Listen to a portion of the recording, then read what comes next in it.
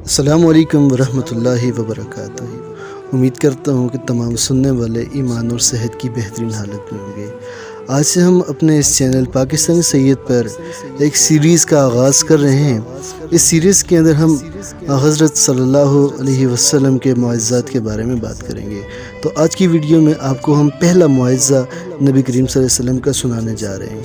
حضرت ابوبکر صدیق بن قحافہ سے روایت ہے کہ ایک دن حضرت صلی اللہ علیہ وسلم ظلم و ستم سے قریشیوں کے گھر چھوڑ کر میدان میں جا کر ایک درخت کے نیچے سو رہے تھے۔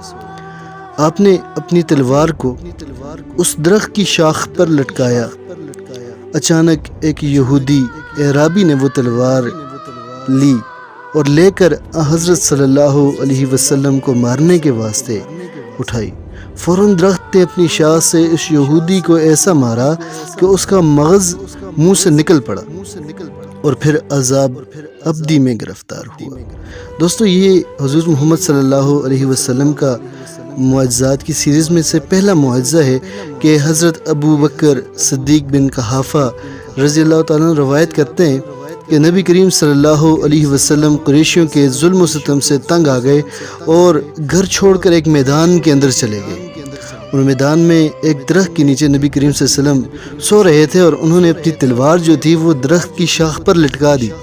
تو ایسا ہوتا ہے کہ وہاں پر ایک یہودی اعرابی آتا ہے اور وہ تلوار لے کر نبی کریم صلی اللہ علیہ وسلم کو مارنے کے واسطے اٹھاتا ہی ہے تو فوراً جو درخت جس کے ساتھ انہوں نے اپنی تلوار کو لٹکایا تھا وہ یہودی کو اس تیزی کے ساتھ مار دیتا ہے کہ اس کا جو مغز ہے، یعنی کہ جو مغز ہے، وہ منہ سے نکل پڑتا ہے اور پھر وہ عذاب ابدی کے اندر شکار ہو جاتا ہے۔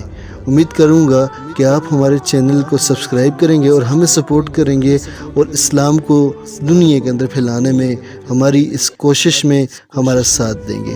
اللہ حافظ۔